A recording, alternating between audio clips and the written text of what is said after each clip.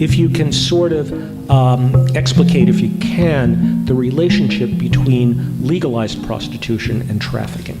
I can start. Okay. This is very interesting because, where I work, there's a Swedish coworker that I have, and we had this whole argument around this law.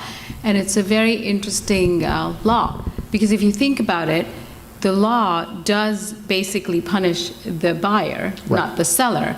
But at the same time, if buyer is being punished, the seller is kind of losing their business. So if the seller is legally doing this as a profession, then they start to go down the line of poverty. What do they do then? They try to go for other avenues of making money or whatever, but when that is not available, then what?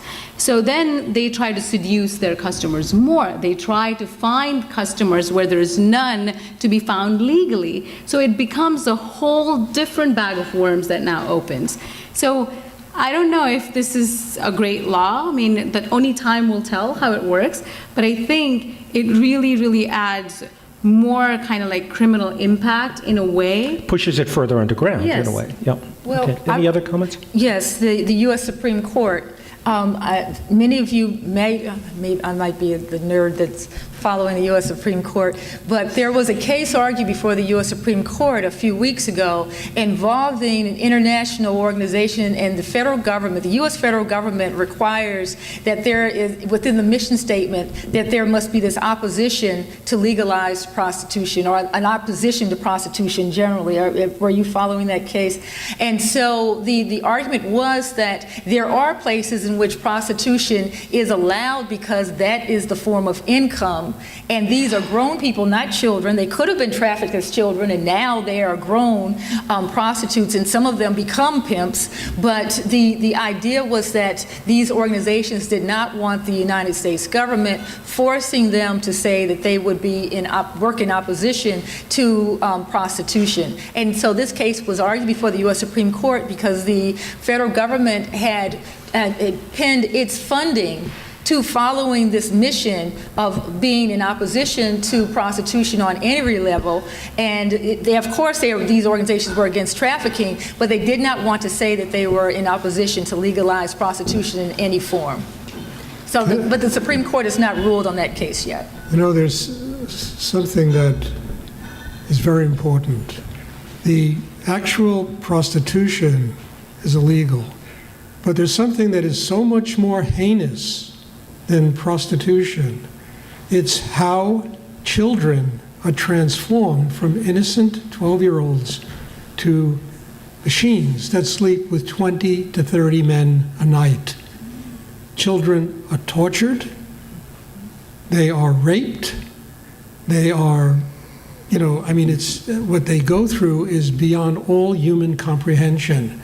To me, this is tantamount to murder, because what is happening is they're extracting the souls of children, of women, and even young boys, and they're turning them into the living dead.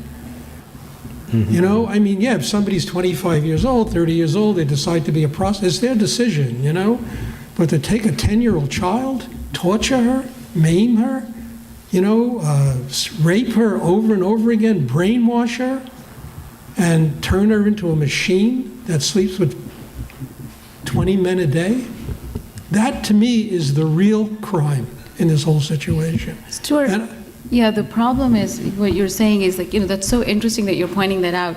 The problem is when people buy these kids, they don't think they're buying human beings.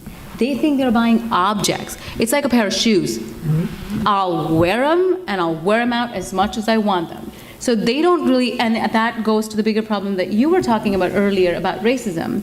And I don't know what kind of ism this is, because it doesn't really involve race. It's like, I bought this child.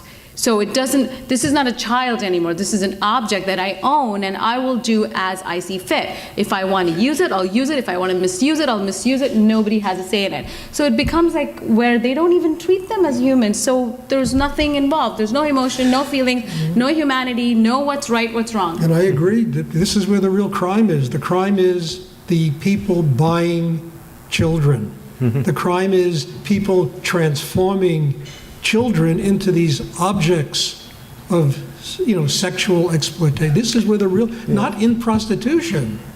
The crime is that people are being treated like they were treated in concentration camps in Germany.